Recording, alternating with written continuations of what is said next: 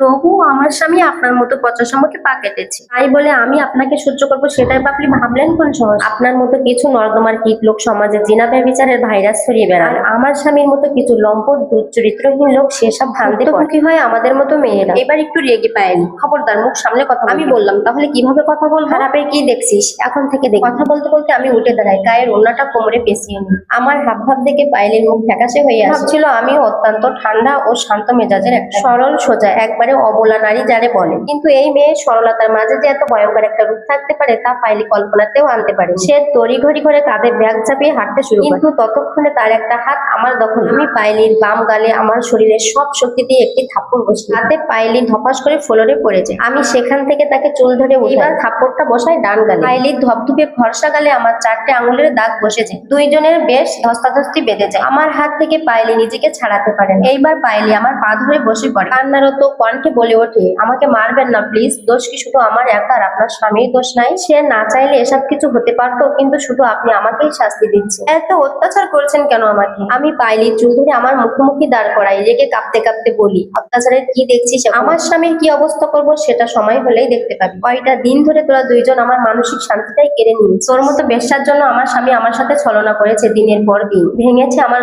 দুইটা বছরের সাজানো সংসার। আমি হারিয়েছি স্বামীর ভালোবাসা, সব তোর জন্য। তুই কোন সাহসে আমার কাছে আসিস রে? আগুনে ঘি ঢেলতে এসেছিলিস, এখন সেই আগুনে তুই নিজেই পড়বি। অবস্থা আরো বেগতিক দেখে সে শেষ চেষ্টা হিসেবে নিজের সর্বস্ব শক্তি দিয়ে আমার কাছ থেকে নিজেকে ছাড়িয়ে নেয়। ব্যাগ থেকে একটি রিপোর্ট দেখিয়ে বলে, আমি 3 মাসের প্রেগনেন্ট, আর এই সন্তানের বাবা হচ্ছে রাজন। পায়েলির শেষের কথাটি শুনে যেন আমার বুকে তীর হয়ে বাঁধলো, পা দুটো যেন অসাড় হয়ে এলো। এক মুহূর্তে আমার কাছে যেন সবকিছু এলোমেলো লাগছে। আমি কাঁপা কাঁপা কণ্ঠে বলে উঠলাম, কি?